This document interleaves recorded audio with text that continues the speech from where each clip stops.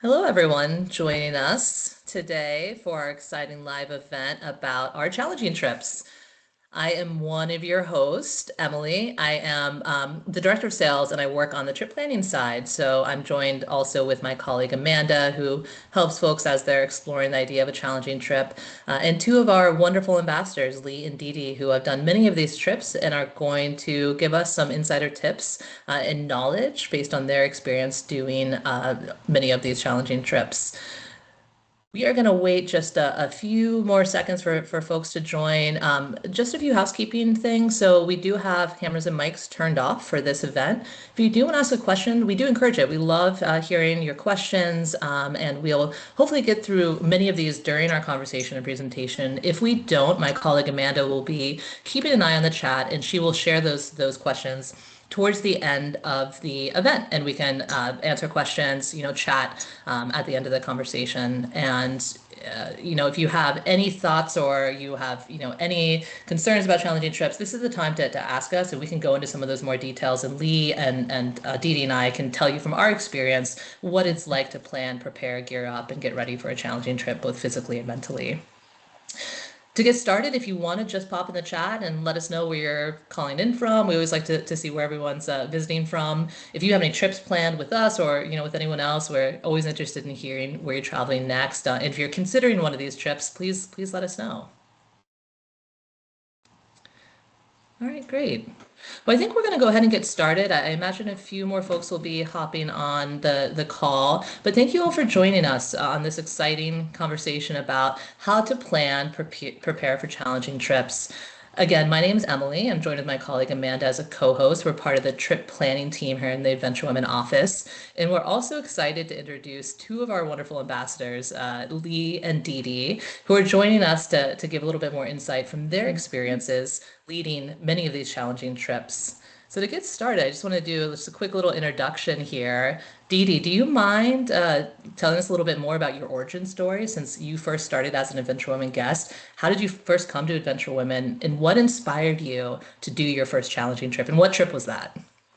My first challenging trip was actually Kilimanjaro, and my sister and I had discovered Adventure Women just from looking around, and we signed up for the Kilimanjaro trip because it was a pretty word, having no clue what we were doing. Neither one of us had ever hiked, and kudos to Adventure Women for making it a huge success, and that inspired me to continue on with Adventure Women as a guest, and here I am as an ambassador several years later.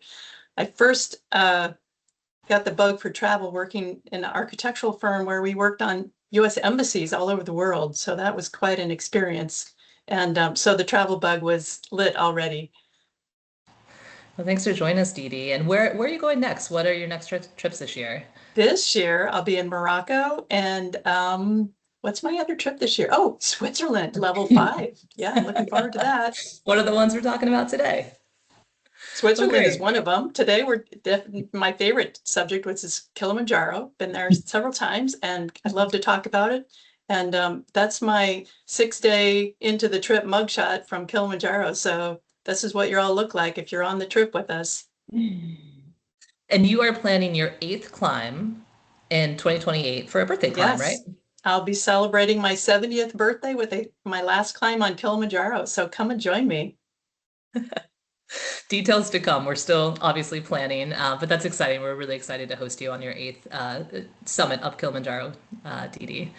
Well, great. Well, thank you for sharing a little bit more about your background. And I'd like to introduce Leigh Zimmerman. Same questions, Leigh. Can you tell us about how you came to Adventure Women and what inspired you to take your first challenging trip? So I have kind of a little bit longer story. Grew up in Colorado, so I really loved nature as a kid, but then we moved back to Dallas, and so I spent about 30 years not being athletic or really doing anything outdoorsy whatsoever. I got breast cancer in 2010, and after I kind of got through that, I decided to make some lifestyle changes and see what I could do to kind of live a different life. And actually, my stuff started because I lost a bet about running and how hard could it be to run a half marathon. And that's a whole other story. But doing that gave me the confidence to finally sign up for a trip. I'd heard about Adventure Women in a travel and leisure magazine that my mom gave me when I visited her house one day. And so I signed up for the Canadian Rockies trip in 2017, absolutely fell in love with Adventure Women, and then started doing a trip or two each year after that, building up to doing Everest Base Camp, which I've done twice and really enjoy, and doing Kilimanjaro.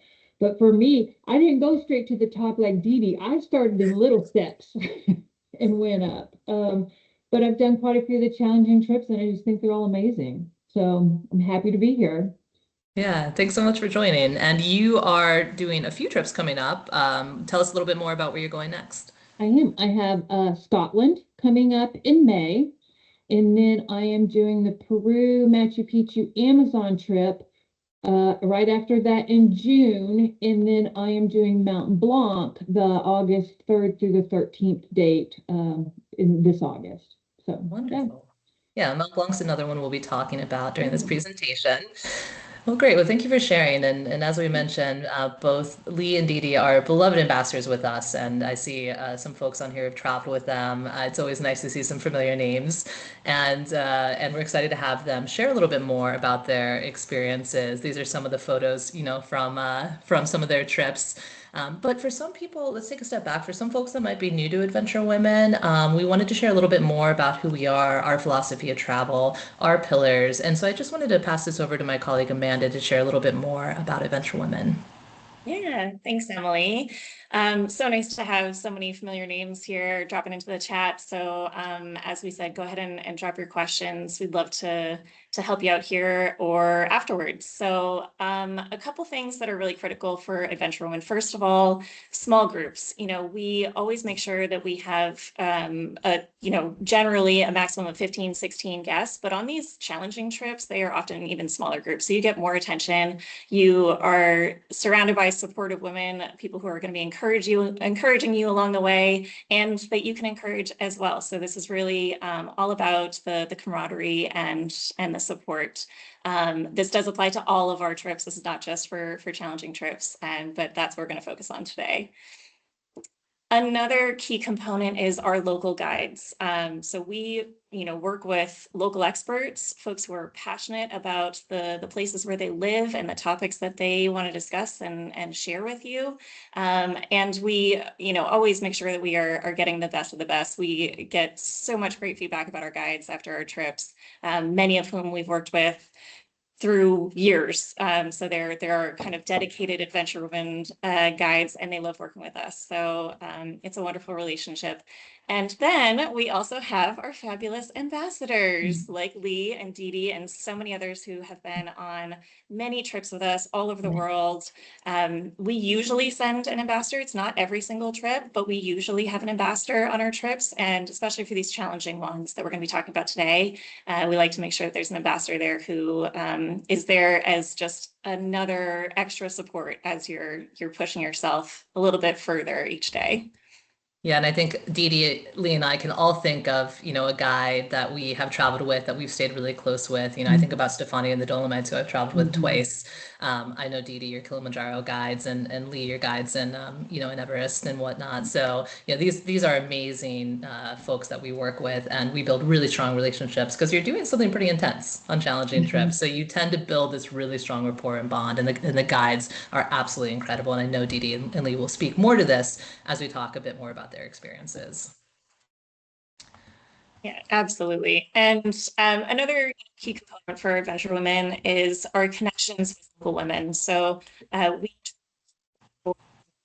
possible have a women's experience where you get to really sit down and talk with folks who live in this place and can share their stories, and you can sort of understand how universal so many issues might be, and how we can connect across language and border, and it's just such a unique way to travel. It's something that is much harder to try and figure out on your own. These are relationships that we've built over years with different communities, whether they're artisans or local entrepreneurs, local guides, who are helping you get up these mountains. It's just a really nice way to dig a little bit deeper into the place where you're visiting. Yeah, local porters too, Dede Yeah, and absolutely. Kilimanjaro. And yeah, I mean, this is an incredible group when you're traveling, and we always like to make those connections, not just within the groups, that we're traveling with, but with the women around us so we can learn from each other and grow together. Absolutely. Thank you, Amanda, for sharing a little bit more about Adventure Women for folks who might be new and signing in for the first time. I see, Leigh, you and Ali are beckoning us Yeah. to our next Thank you. topic, which is talking about this is Everest Base Camp, as you can see, our activity levels. So we currently have 5 different activity levels from easy pace to challenging. The easy pace trips are a bit more laid back, think safaris, more kind of wildlife focus, cultural focus, up to our high energy trips, which are more kind of multi-day hiking trips, to our challenging trips. And I'm going to talk a little bit about what makes a challenging trip a challenging trip. So let's dive into the topic. So, what is a challenging trip? These are crafted for seasoned outdoor enthusiasts, people that enjoy hiking. They enjoy the challenge of an experience. They like to be out in nature. They want to do kind of full treks, something demanding. They really want to challenge themselves. It's empowering. It's something that, they can say, I did this. I stood on the top of the tallest freestanding mountain in Africa. So, these trips are strenuous. They are high octane, and they're really meant for folks that have a bit of experience with hiking, enjoys the challenge, open to rustic stays. Dede can show that tent picture again, day 6 or 7 on Kilimanjaro with no showers, and committed to training. So committed to physical training and preparing mentally for what will be a strenuous experience, one that is deeply rewarding. I have to say, from my time doing challenging trips, there definitely were moments where I was thinking, what did I sign up for? Why did I do this? But at the end of the day, the whole experience was just so empowering to say, I can do this and I'm stronger than I thought I was. So just an outline of some of our challenging trips. These are some of the most popular. I kind of have them lumped into a few categories. So we have Kilimanjaro, Everest Base Camp, and the Peru Salkantay route. These are our high elevation, high altitude treks. We'll talk a little bit about what makes these challenging. And then we have Mount Blanc, Dolomites, and Switzerland Trek. These we consider lower altitude. You're anywhere between 8 to 10,000 feet, but you're not up at Kilimanjaro, which is almost 19,500 feet. So they are challenging in different ways. And I wanted to break those apart just so we can talk about some of those different nuances. So what makes a challenging trip? I always think of it as kind of 4 different components. And Dede and Leigh, and feel free to jump in if you have anything to add. The first one is really kind of the mileage and the elevation. So you might have a trip like Mount Blanc, Dolomites, Switzerland Trek, where you are hiking at 14 miles every day. Maybe you're anywhere from 10 to 14, but it's a high mileage back-to-back trip for several days. You also are going to see some really intense and steep elevation gains and losses. And that's something that we'll talk a little bit more about when we speak about the terrain. But these are really, really big elevation gains. So you might be on a weekend hike, with friends, and you have an elevation gain of 1,500 and you feel pretty worn out at the end of that. You kind of have to take that and multiply it almost exponentially to think about what this feels like to do high mileage, high elevation gain trip. So there's the mileage, there's the hours hiked, and there's the elevation gains and losses. Then the second component is the altitude. So the high altitude trips, it's a different experience. Dede is going to speak to this. Leigh is going to speak to this when we talk about Everest Base Camp and Kilimanjaro. But your body works differently when you're at higher altitude. So you hit 8, 9, 10,000 feet, you're getting closer to Everest Base Camp or the summit of Kilimanjaro. Your body is just working differently. You're feeling sluggish. You might have a stomach ache, you might have a headache, you just don't feel great. So what does that feel like to hike through that? We're going to talk a little bit about that as well. The other piece is the terrain. We're going to show you some photos to look at some of the terrain for some of these different hiking trips.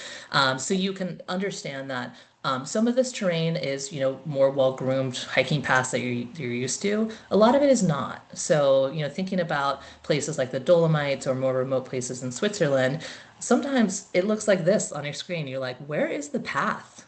how do the guides even know where we're going? And then you see groups, from other places, and they're just, hey guys, walking by you, and you're like, how does anyone know where this trail is? So, these are truly off the beaten path experiences. Or you think about Kilimanjaro with 7 different ecological zones. It looks very different at the base than it does at the summit. Or going to Everest Base Camp from Kathmandu, to your first stop off when you take the helicopter in. The terrain is really a key component as well, and it helps with training and how you prepare. And the last piece is accommodation. So we're going to talk through some of this and show some photos.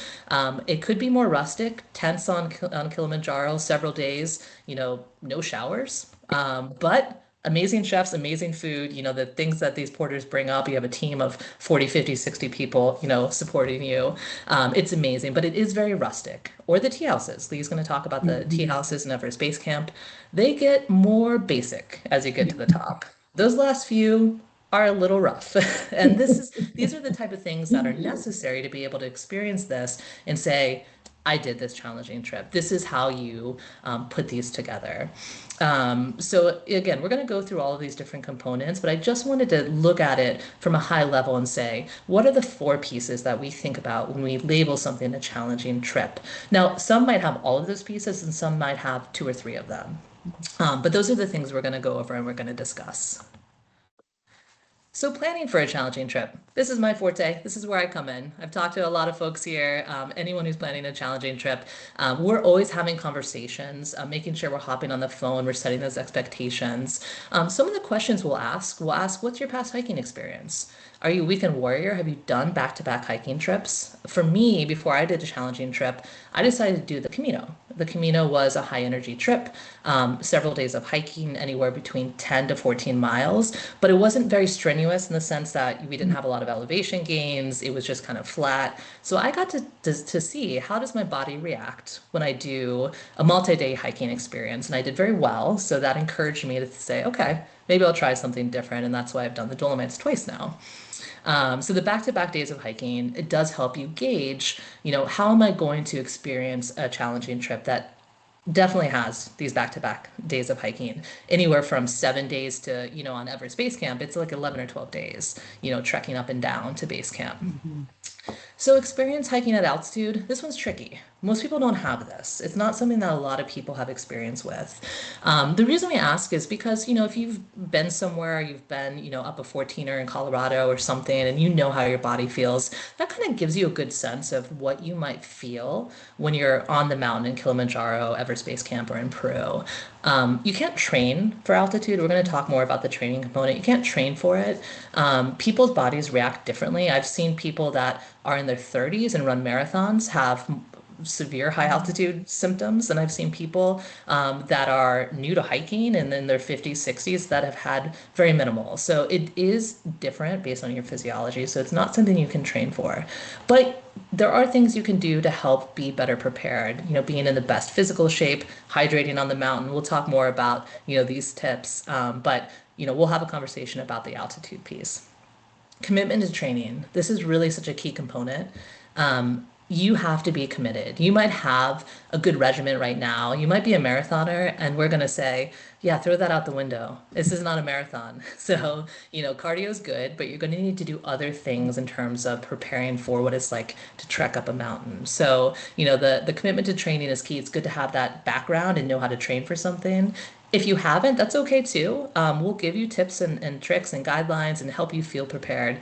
But this is a commitment. This is something that you're preparing for. You're making sure that you're in the best physical and mental shape before you take off. Then there's the why. Why are you doing this? The mental preparation. Dede said, I just hopped on because it was a nice name. Do as we say, not as we do. So, if I was having the conversation with Dede, I probably would have asked more questions to really kind of dive into why are you doing this trip? And I probably would have found out, Dede, that you really enjoy hiking, you've gone to Nepal, you've done back to back, and you just wanted a different challenge. But that why is going to be so key when you get closer to the top of the mountain, and you have to really push yourself. That why is going to be that final piece that gets you to the top. Or if it's your 5th day of 14 miles and you're just like, why am I doing this? You have to remember, what really, inspired you to take this journey. We're going to talk more about preparing for terrain and altitude and the accommodations. And with that, I want to just hop into some of these details. So let's talk a bit about terrain. I've had the question, and Dede, you mentioned this as well, and I know you've done the Dolomites. People ask why are the Dolomites, Switzerland, Mount Blanc in this category with challenging trips? Usually people think of the epic mountains, trekking up Kilimanjaro. The reason they're included in this is because you have several days of back-to-back long hiking on terrain that can be a bit rough, strenuous. You have really steep elevation gains. So Dede, you probably remember like that first 3,000 foot. Like Kilimanjaro, you're going up a mountain, but you're doing it slowly, a few miles here, hiking high, sleeping low. I think in the US, we are really lucky. We have some great trails that are well groomed. You have all the switchbacks up to the top. My first time in the Dolomites, just going straight up, I was shocked. And so I think it's just a different style of hiking than we're used to. And so we have to prepare for all these different, terrains. Here you can see there's, you're on ledges, there are some exposures. Rocky paths are pretty common, when you're in the Alps. Dede, I don't know if you have anything to add from your experience as to why this is more of a challenging trip than maybe a high energy trip. I think a lot of it is asking your body to do things you may not have done before. Yeah, yeah, for sure. That's a really good point. I have to say I was also not as prepared the first time for the fact that I had steep elevation gains and losses. So I tend to struggle a little bit more going downhill with my knees. And so for me to say, okay, I can do 3,000 feet, here and there, but then to also have to go down 4,000 feet because you're kind of going up and down and up and down and then up, really up high. And then, I mean, that to me was something that was really challenging. And I did get used to it. My body got used to it, but it was very different than the hiking that I had done here in Pittsburgh to prepare. So that's one component. The other piece for this is the accommodation. So they're beautiful huts in the Dolomites. You do share rooms. It's more communal dormitory style when you're on the hikes. So again, that rustic component for the Dolomites piece. For Switzerland and Mount Blanc, you stay in really nice boutique alpine hotels. So that's a little bit different. So, if I was to categorize these, I would say, it's probably the Dolomites is a good way to kind of prepare for the other two. And then Switzerland and Mount Blanc are a little bit higher up the scale because they have more days that have steeper elevation and longer miles than the Dolomites. So if you're thinking about trying one of these, you want to do a lower, altitude trek, I would say start with the Dolomites. What do you think, Dede? The Dolomites was hard. I I remember, know. I remember I got a question from you all while I was on that trip, and you asked me to compare it to Kili and Machu Picchu, and I said it's right up there. It's definitely up there, and I Yeah. think a lot of it is the altitude changes each day, which is unlike Kilimanjaro, which does not have altitude changes during the day. It's 6 days of up and 2 days of down. Yeah, yeah, and I think you're referring to the elevation gains. Yeah. Yeah, yeah, yeah. I think that's a really good point. On my trip as well, we all kind of talked about the same thing, and folks had done Everest Base Camp, Kilimanjaro, and Peru, and they all felt like the Dolomites was harder in terms of the overall hiking. Yeah. Great. All right, Leigh, you ready to talk about Um, Everest Base Camp? I am. So Leigh is in a rare group that folks who've done this twice. And Leigh has gone back and hiked, multiple times in Nepal in this area. So I really lean on Leigh as an expert to talk about Everest Base Camp in terms of the experience. It has so many different layers because you're trekking for like 11 days, up and down. And so you're going through all these different areas. And so I put some of the different terrain, including the bridges, which is something that you will experience in Nepal, is to go over several of the bridges. So Leigh, do you want to talk a little bit more about the terrain in Everest Base Camp? Sure. About the training for it? The terrain, just Oh, the train. yep. Um, so one good part about this is that none of the trails going up are super narrow. but that's because sometimes there's a lot of people out there and there's a lot of pack animals. So sometimes you're on the trail and yaks and donkeys and horses and everything else is coming down at you so that you have room to get off the, out of the way. One of the things that I didn't pay attention to the first time I did base camp as a guest was I looked at the starting and ending elevations each day. And I thought, oh, well, that's not bad. I didn't realize that a lot of times you have to go down, cross over something, and then hike back up. So you have some elevation gains and losses during the day, even though where you start and where you end may only be incrementally higher in altitude. It can get very cold and very snowy at the top. The closer you get to base camp, and the accommodations get very, very rustic. Things have gotten better from the first time I went in 2019, and then when I went again in 2023, there are more places that you can take showers. You have to pay for them, and they only work if they've had solar, if the sun's been out. But it's gotten a little bit better, but it's still pretty rustic. But it sure is nice to have these places along the way. But to me, this is just the most gorgeous trek. I'm going back to hike the Himalayas this year. It'll be my 5th or 6th time back in Nepal since my first trek in 2019. Love it. Love the guides, use them for my own personal stuff. I mean, they're amazing. And what is it like the day you get to base camp, Leigh? Can you share a little bit more about that? It's hard. So the day that you go to base camp is a very long day because you actually start early that morning. You hike up to this little village called Gorak Shep, which is where you'll eventually go back down to that same night and spend the night. And you have lunch there, and then you do the push after lunch to base camp.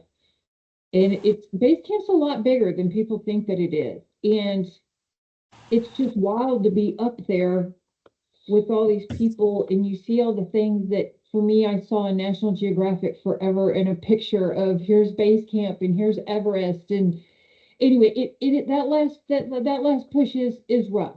It is, but you're so caught up in how amazing and beautiful everything is that I think that kind of takes over.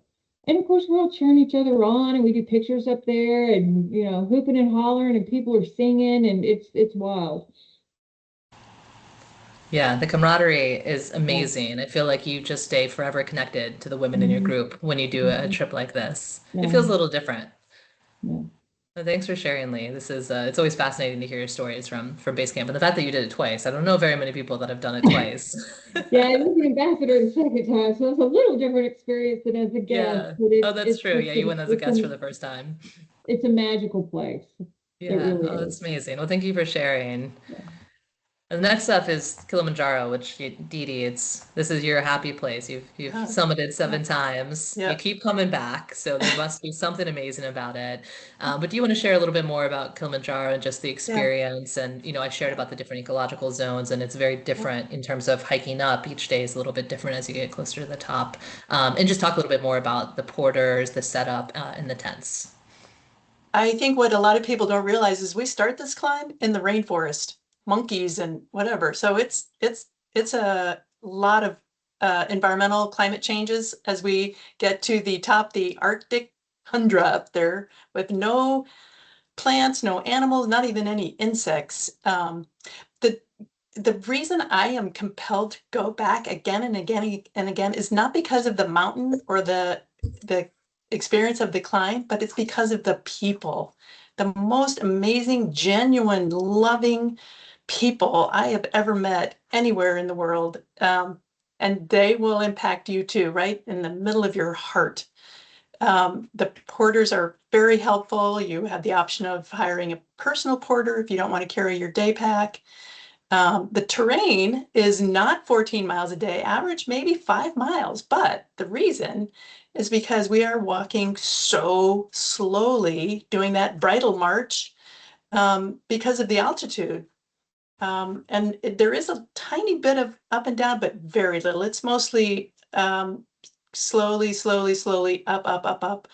They do hike high and sleep low, but there is even one camp where we haven't had, the trail has not been above where we're sleeping, so they actually have us go a little bit beyond the camp and come back. The terrain is very rocky in some parts. You can see that middle photo. Other parts are flat and dusty. It is a volcano. A lot of the dirt we're walking on is volcanic ash. It's not, you're not clean. You've got dust on your teeth. But everyone there just kind of revels in it and comparing mudslides. And this is their dry season when we typically go. I have hiked a couple days in a little bit of rain. There's one climb. We had a little bit of snow, but that's not anything I've ever experienced since. Sometimes there's snow still at the top of the mountain that we're walking a path through, but actually walking in snow is very rare. But I revel in some of those bouldering days. There's 2 of those, which are really, really fun, very exciting. If those make you nervous, I'm telling you what, these guys will hold your hand. They will get you through it. They will sing you through those days that make you nervous. You can do this. And Dede, tell us a little bit about the summit day. Yes. Summit day is really going to piss you off because you don't know why the hell you're doing this. And I try and explain to the guests before we depart from the base camp what it's going to feel like. And there will be bouts of anger and despair and what the hell am I doing and whose stupid idea was this? Because it is the longest day. It's almost a 17-hour day.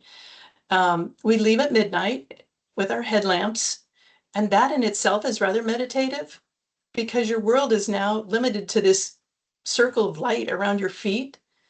And then the goal is to be at the rim of the volcano when the sun comes up, which, I get goosebumps just thinking about it. The most magical experience, being above the clouds, watching the sun come up. The trail from the volcano rim to the actual peak is actually flat because we're kind of circumnavigating the rim a little bit and going up. I tell people it's like climbing the World Trade Tower and you're on the roof, and yes, you have summited Kilimanjaro, but if you want that iconic photo at Uhuru Peak, you gotta go up the water tower that's on top of the World Trade Center. That's kind of what the ending is, and then turn around and come down, which is it's steep. You have an option of walking down the same path we came up, or skiing down some gravel slides on just skiing on your boots, sliding, step, slide, step, and that's brutal. But 2 days down, we go down a lot faster than we go up. But the going down, the terrain seems to me much better. You're on a path. There's things to see and do. Porters coming and going. People a little more joyful. It's a great experience.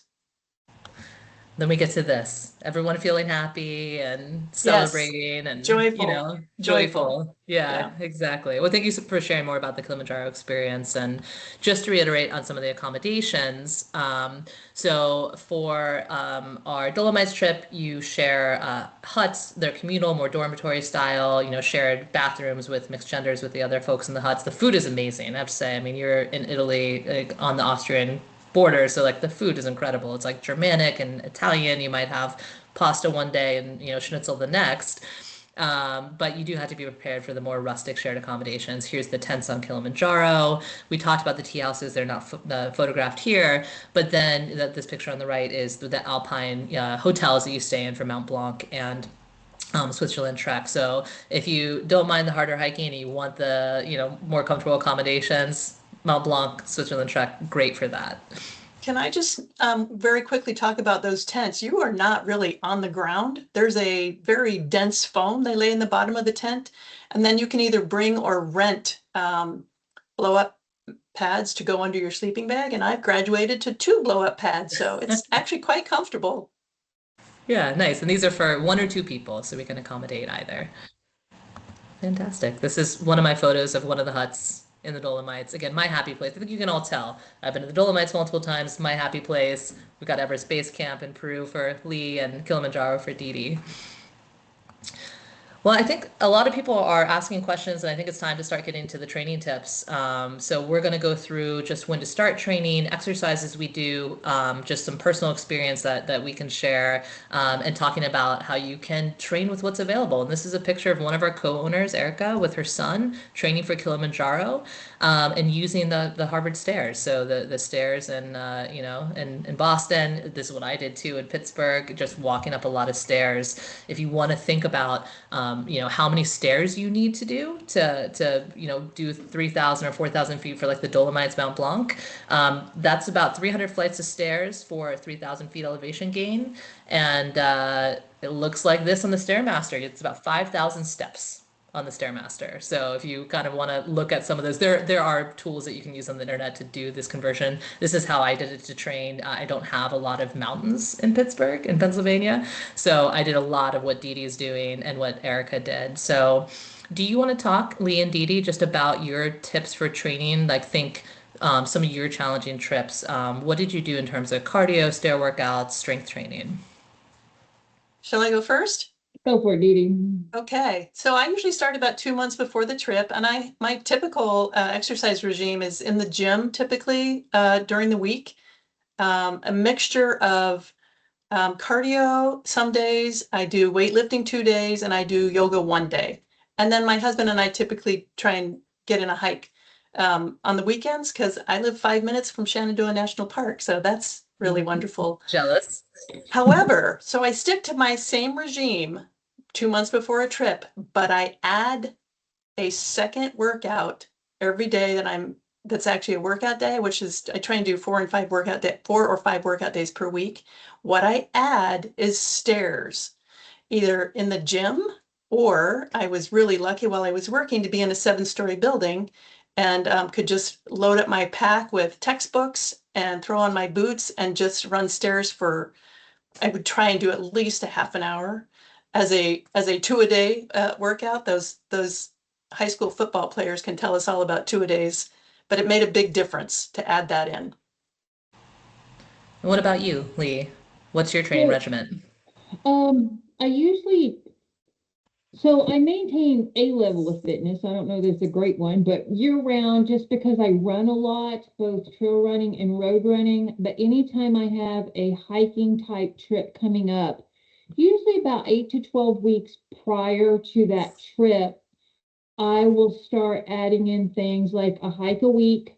I will hike up to the longest distance that I'm going to do on the trip. So if my longest distance is 14 miles from Mount Blanc on one day, then I will start at 4 miles this week, 5 miles the next week, and just kind of keep going as I build that up. I live in Texas, so it is very hot and very flat most places in Texas. So in addition to trying to find a place to hike, which I have some state parks within an hour or so of my house, I also add in a kettlebell workout and a dumbbell workout that I do at home, as well as I have a ledge on my fireplace. So I will do hundreds of step up, step downs just on that ledge of the fireplace. One of the things that I have learned though is just because I'm good at one sport does not factor into me being good at another sport. And I was telling Emily last week, I was in Colorado to go skiing and the snow was not great. So my husband talked me into doing a 36-mile bicycle ride, and I've never ridden that far. And I thought I was going to die. You would think I had never done an exercise in my entire life. And I did it, but it was very hard. But what it showed me is that I need to focus on working the muscles that I'm going to need to do the type of trips that I'm going to be doing. So for me, getting from here to the top of Keeley or Everest Base Camp, I just started out really slow when I started doing stuff. I did a 14er. I did Salkantay. I did Everest Base Camp after that. I then did Kilimanjaro. So, I kind of stair-stepped it for me. And then I do taper. I usually take about 2 weeks off where I just do light stuff before the trip begins to give myself kind of a break get stuff done, get packed, get ready, everything else. Yeah. Yeah, I think, I can relate to all of this. Stair Mm. workouts, stair workouts, stair workouts. I do bike. That was most of my main cardio Mm. for training for my challenging trips. And then I would add in the longer hikes, like Lee said, Mm. just to see, how far I could go. And I think the real key, and we're going to talk about gear here in a second, is you want to make sure that you're doing those hikes, or as Dee Dee's showing you, doing your Stairmaster with your pack, your day pack, and your boots on, just so you can get used to what that feels like. You can break them in. You make sure that Mhm. everything fits properly. So you certainly want to be doing that with your gear. I do use hiking poles. I recommend them. I think they're really helpful, especially, on the steep elevation gains and losses. So someone had asked, can you pack those? You do have to pack them in your check bag. You can't carry them on a plane. They will get taken away from you. A lot of places, either you can buy them there or rent them. I tend to just check mine because I really like mine. But there are some alternatives depending on the trip. So we can share some of those details if there's a specific trip you're interested in. And then tapering, I agree. It's like cramming for a test. At the end of it, it's probably not going to do you much good, and it could maybe do harm as you're preparing. You don't want to injure yourself before the trip. So I'm still active, but I'm not doing the longer hikes or the big strength training. I'm just maybe walking my dogs longer, stretching a lot, making sure that I'm ready for the rigors of the challenging trek. Can I give one more example of Sure. a methodology? There was a woman on one of the Kili trips who was literally 5 feet tall. And this was going to be a unique workout regime for her. So she took the itinerary from AdventureWomen. She took the AdventureWomen suggested preparation techniques and took them to her personal trainer and handed them to him and said, make me a plan, get me to the top. I'm going to come in and see you however many days a week he had set up for her. And she was hugely successful. Some of those boulders are a little tall. She did have to have a hand up to even get over some of those. But that she is not looking at her, not your typical Kilimanjaro tracker, and she was spot on. Yeah, yeah, that's a really good point. I think the best tips we can give you, use what you have, use your community. You have a village. So, if you don't have access to a gym, that's okay. Use your world around you. There's lots of stairs, lots of places you can walk. I do kettlebell workouts at home too. I tend to do that, on my own. Or there's personal trainer options. We'll send an outline of training tips as you're preparing for the trip. We can send it too as you're planning for it and thinking about it. But you can use that as a basis to kind of design your own plan. We are also different. So what works for me might not work for Dee Dee or Lee. So we always recommend you do a training plan that works best for you, and you use the resources you have in your community.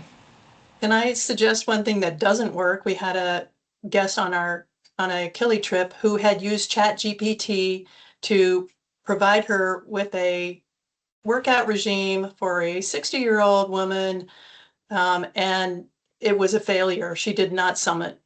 Don't do that, people. Yeah, we've done this a lot.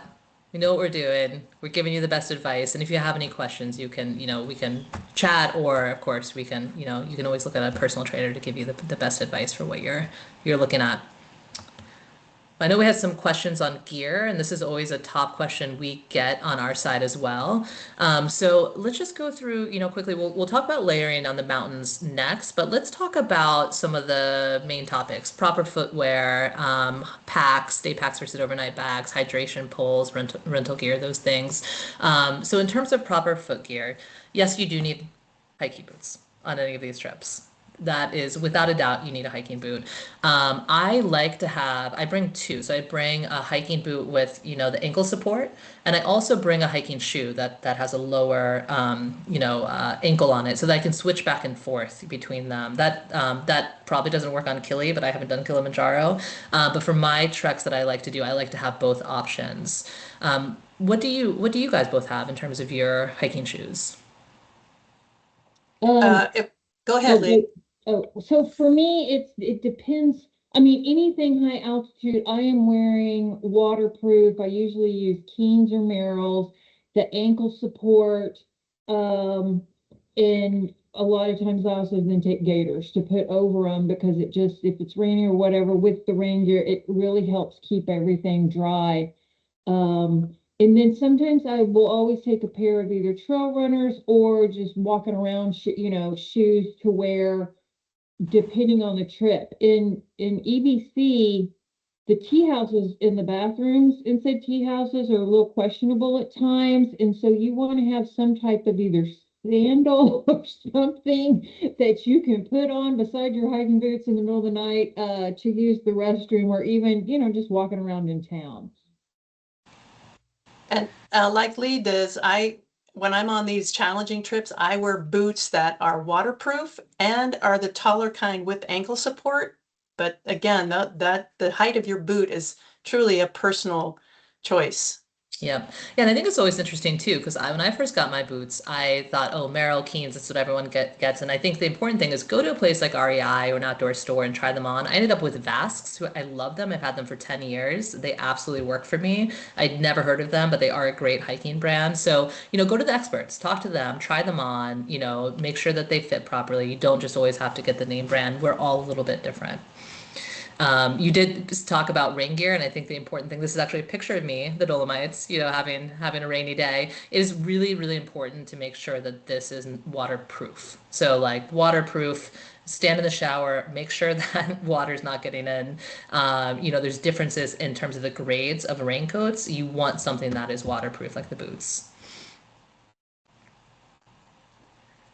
Day packs versus overnight bags. So day packs, on most of these trips, you're going to have anywhere between 15 and 20 pounds in your day pack. A lot of that's water. So, in Kilimanjaro, you're carrying, 3 Nalgene's of water. Hydration is so key as you're going up at these higher altitudes.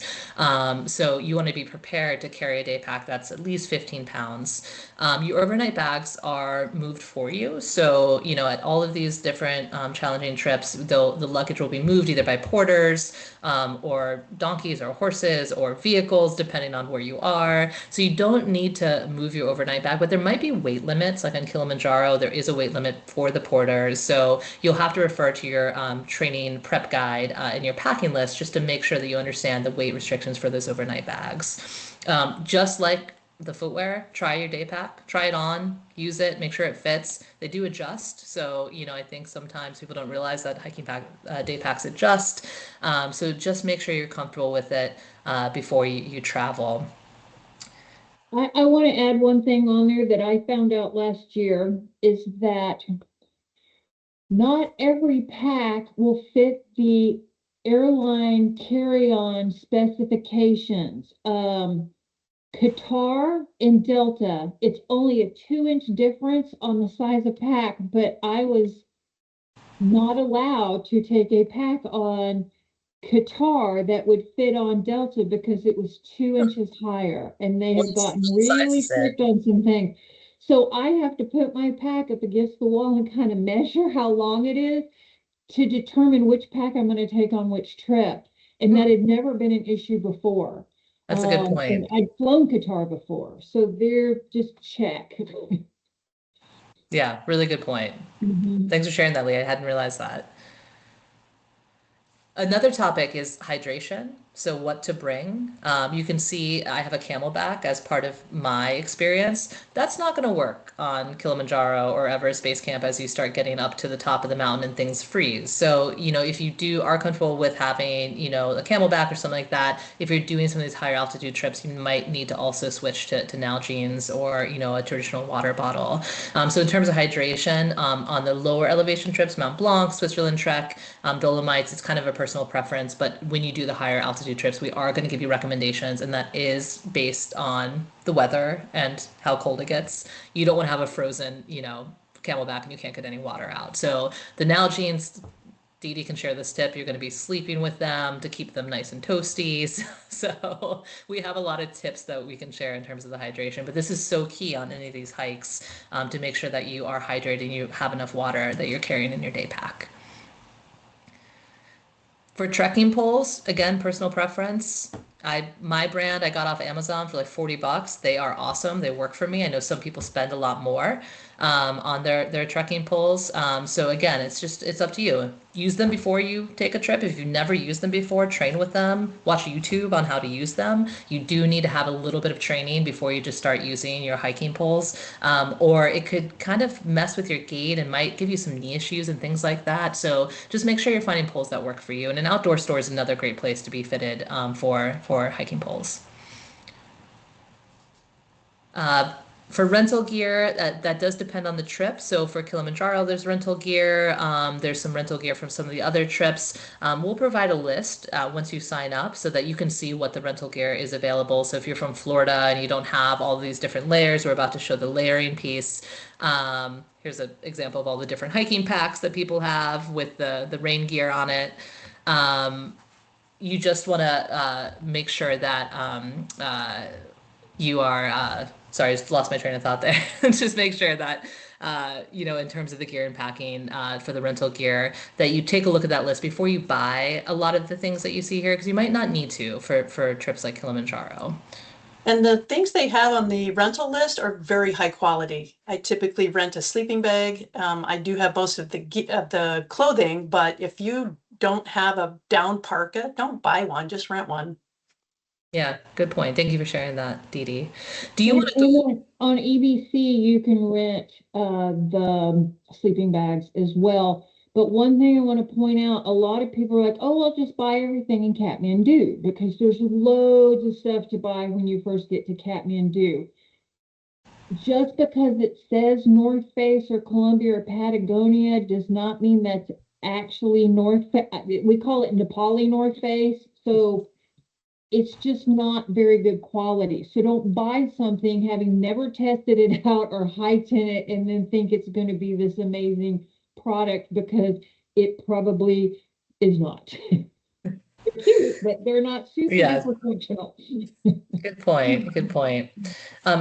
Dede, do you want to quickly just go over the layering? I know we're down to our last 10 minutes of the conversation, and I'm sure there's some questions. So if we could just talk about the layering, I'll do the warm weather, cold weather slide in a second here. But just give us a quick overview of why there are so many layers for Kilimanjaro. I use this photo religiously. You'll start out just with your base layer at the rainforest, maybe even short sleeves. I don't typically pack shorts, but shorts are appropriate for the rainforest. And as you get higher, you just add the fleece layer, the white one, you add a down layer, the black one, and then summit day, absolutely you'll want that outer layer, which will protect you from the wind. For summit day, I also add a balaclava. You can rent some pretty aggressive gloves to keep you warm on the summit. And always I use toe warmers on summit day. I never use them lower than summit. You don't need to bring 36 toe warmers. That'll just use up too much room in your duffel. Yeah, and you can use this technique on any of the hiking trips. So it's a really good starting point. You might not need every single one of these on, Dolomites or Mount Blanc or Switzerland, but you definitely need, like, I definitely use my base layer, mid layer, and my outer layer on those trips, especially during the summer. And then same for warm weather, cold weather. This is just showing you the differences in the base layers. You're probably looking on the left side with base layer hiking socks. That's Mount Blanc in the summer. That's Switzerland Trek. That's Dolomites versus the expedition, side of it in the colder weather for, say, Everest Base Camp in Kilimanjaro. So this just shows that you're going to be packing a lot of different layers. You're not going to be laundering these, so you're going to be re-wearing them. So just think about that as you're packing them. And you are fine wearing the same pair of hiking pants for the entire trekking experience. Who cares? Don't Everyone pack does. Also, those gaiters are knee-high gaiters. Don't come with ankle-high because it's not going to keep everything out of your boots that you need kept out. And on Kilimanjaro, that includes that volcanic ash, which settles in everywhere. Yeah. Great tip. All right, well, let's just go to this last section. And, we just wanted to talk about the mental preparation these last few minutes. This is such a key to success for any of these trips. So this is how you stay motivated when you're finding challenges on the trail. I just didn't know if maybe Dede and Leigh, you could just offer some advice or some, real world experiences where maybe things got a little challenging and people really pushed through to make it to the summit and be able to say, I did this. Go ahead, Leigh. So for me, especially the first time I did Everest Base Camp, I was the story because I mean, never 5 years before that, this wasn't even a thought that I could do something like this. But it is a mental game for sure. Your mind is going to tell you you need to quit long before your body tells you that you need to quit. And the thing that I tell people is you need to know yourself well enough to know the difference between a true injury or illness you're having and the I just don't want to do this because this stinks thing. Because the guides, your ambassador, and the other women in your trip, this is your group. We are there cheering each other on. We are out there for each other as a guest on a trip. If you have an issue, the guides are fantastic. They're the ones that can help you with most anything that you've got, but that's also why your ambassador is there so that we can help address things before they become a big issue. I just say you don't know what you can accomplish if you don't try. Yeah. And Should we show this me, picture, Leigh? That's what I'm not in that pit, but I mean, that's it. It's just, to me. That's Kilimanjaro. Yep. These just trips, to kind of show what you're up against. Yeah. It's like, what on earth am I doing? I make the most questionable life choices. I'm never doing this. And of course, then I'm signing up for something else as soon as I get done. But it gives you a very safe space to challenge yourself in. And to me, that just, I love it. I love everything about it. So it's just empowering at the end of the day to say, I did this and I didn't know that I was strong enough to do this. And I know, Dede, you had that story to share about, a guest on your Kilimanjaro trip. That young woman on the left-hand photo was traveling on this trip, Kilimanjaro, with her mom and two sisters. She's in her late 20s. She had never hiked before. She did prepare with her sisters who were strong hikers. She also had huge anxieties and petrified of some of the exposed trails that we had, and this particular day in particular. And everybody was so supportive. You got this, give me your hand. The guides and porters were right there with her. There was one stretch that I thought she was just going to stop. She was almost frozen in place, and they just coaxed her through it, kept her mental attitude very positive. You can do this, choose to do it. And she was successful. Yeah.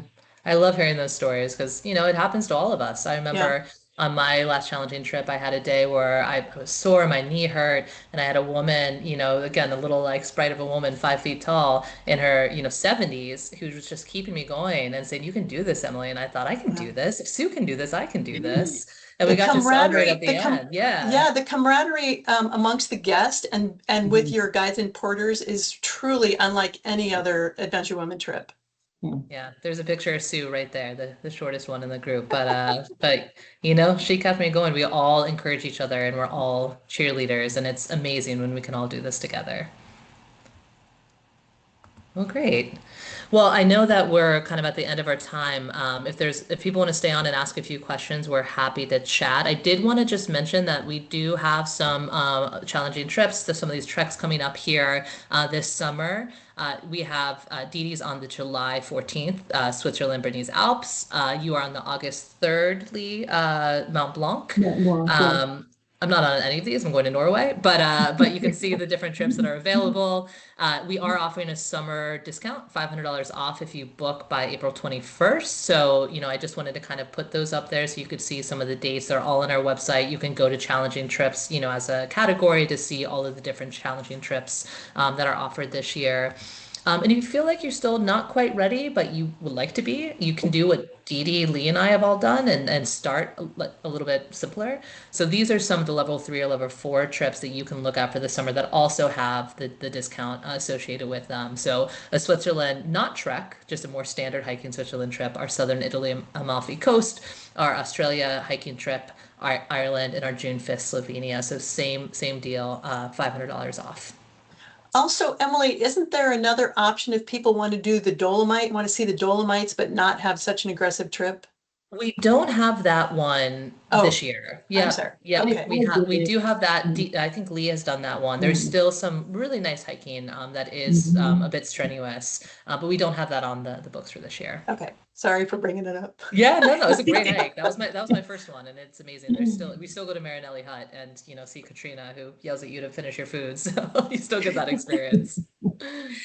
We did have a couple of questions come in. So I know, Emily, like you said, we're just about at the hour. So if anyone needs to hop off, that's fine. But we did have a few that I think would be good to go through if you don't Yeah, mind. happy to stay Yeah. on. Yeah, of Okay, course. perfect. So talking about the Dolomites, there was one question if there is an option to have a personal porter for the Dolomites. There is not. Nope, nope. Same for Mount Blanc, same for Switzerland Trek. You are using your legs to get in and out. So, with these, you do have support vehicles that are taking the luggage back and forth. We can't always take those if someone gets injured, but sometimes we can if someone gets injured or can't do a hike. We had this on my Dolomites trip. They're able to take the luggage van to the next location. So sometimes that is a possibility as well. But these ones you had to be prepared to carry your day pack. Your day packs are a little bit lighter. I don't know if you find the same, Dede, having done the Dolomites than the Kilimanjaro or, Peru. I don't tend to carry as much because you can get water, as you're going from hut to hut. All the snacks are provided by the guides. They tend to carry that. So my day pack's a little bit lighter on those. Actually, I I did tend to go too. light on Kilimanjaro as well for the same reason. You can get your water refilled by the porters. They do supply snacks as we go up. People usually bring their own as well. But I tend to not pack any medical gear or anything like that because there's a whole medical team hiking right there with us. Mhm. Yeah. So there's a lot of things you normally would take if you were hiking by yourself at home that you don't need with you. Yeah, yeah. I don't know that I've ever really gone 15 pounds for my day pack, even though that's, Yeah, very small. closer to 10, maybe 12, if I'm carrying like multiple things of water. One other quick question about the Dolomites. Isabel wanted to know if the zero shoe hiking trail runners would work. Would you recommend? I Mm, don't think so. Yeah, I I don't would say know. no. As a Yeah. trail runner, I would say no. Yeah. Yeah, I don't fair think enough. that's what I don't think you want to find out on one of They would these. work Yeah. for Camino. I wore trail runners on the Camino, but the Camino is pretty, It's like a walk. Yeah, Yeah. I did yeah, too. Yeah, I did it, too. You can get yeah. hiking shoe. Like I have a hiking shoe that's more substantial. It's not as beefy as my boot with the high ankle support, but it's a Merrell and it's a shoe and it's lighter. And that's what I've started using as like, as my backup shoe if I need a little break from the Yeah. heaviness of a hiking shoe. But I wouldn't recommend that on Kilimanjaro or necessarily Everest Base Camp. And the Noted. problem with trail runners is the ones that are waterproof tend to get, if they get wet, they take forever to then actually dry. And the other ones that dry faster don't provide enough warmth, I guess. And so it's easier for Yeah. you anyway. So yeah, Well, and the traction just isn't the same as a hiking boot, I've it's not. found. Yeah, that's All a really good good points. question. Yeah, all good points. Dee Dee, this would be a good one for you. Jennifer was asking how busy the Kilimanjaro trail actually is. It's because of the time of year that we typically go, it's not that busy. You're always going to be seeing other groups of porters passing you on to the next camp. The camping areas are fairly large and they're very carefully designated. The national park that we're climbing in takes really good care of the mountain, and people are asked not to stray off the trail or camp outside of the designated camping areas. So yeah, you'll be around people pretty much the whole trip. It is not remote as far as people go. It is Mhm. remote as far as its location. But there's always other groups, and summit day, you'll always see other groups on the mountain with you.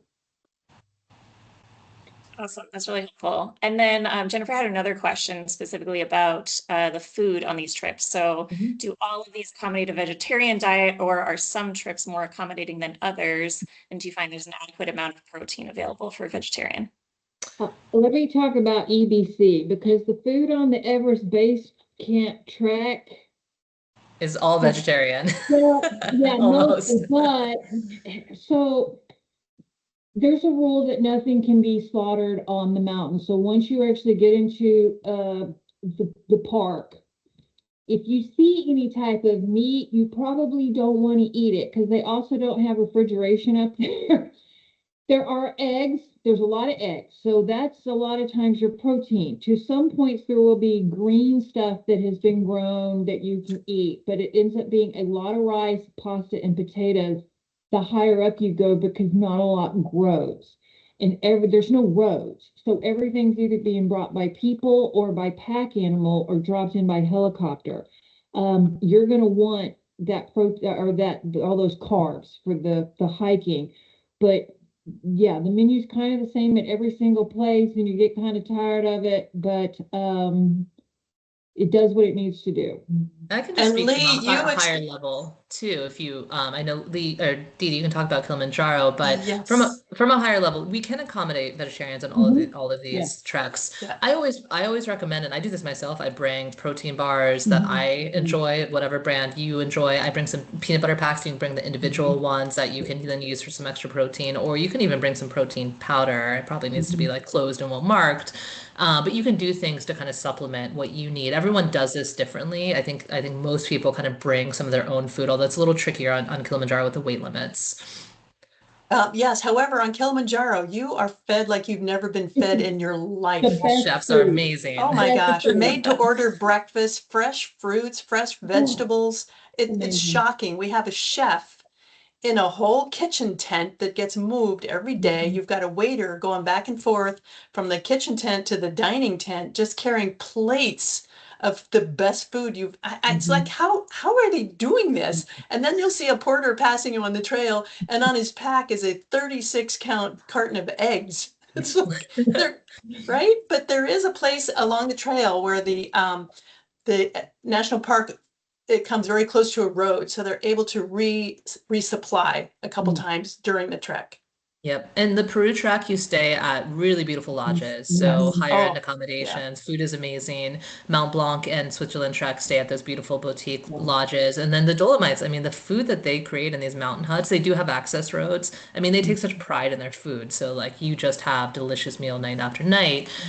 Some of the lunches will be a little bit more scaled back. So that's where I kind of supplement a little bit with lunches. Some people don't really like to eat a lot as they're trekking or like to kind of snack. There's different kind of philosophies on that. But the food is all really good, but it is carb heavy. You do need those carbs because you are exerting a lot of energy.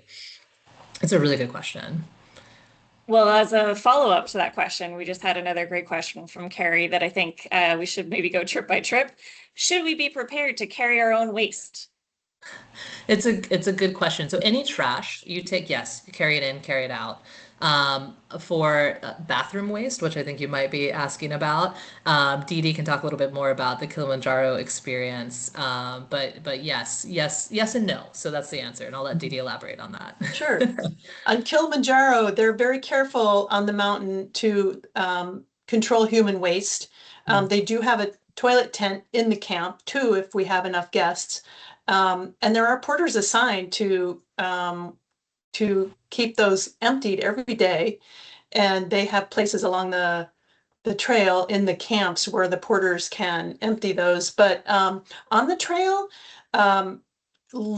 urine is probably fine. If you're using paper though, you're asked to put it in a baggie of some sort and bring it with you back to camp, where they do have a can where you can empty it at the end of every day, and the porters then are in charge of making sure that that type of garbage actually leaves the mountain at the end of the trip.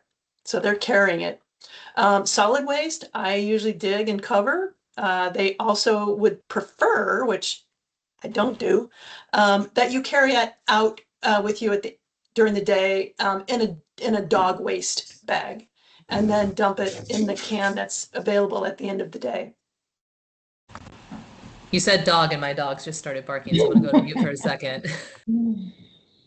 Good thing I didn't say walk. I know, seriously. Yeah, and it's the same on all the trips. So the ecological footprint, environmental footprint is really important. So these rules apply on pretty much all of the trips. So I think, Dede, what you explained is very well reasoned for any of these treks. We just want to make sure we're minimizing our impact and keeping, these ecosystems as fragile as they are, as natural and pristine as possible. There's many options for liquid waste. A shiwi, which is like a penis for a girl. I prefer a metal infused cloth called a piss off cloth that you can wash a couple times or while you're on your trek. But there's many options other than paper. Yep. Yep. Thanks, Dede. That was insightful. It was.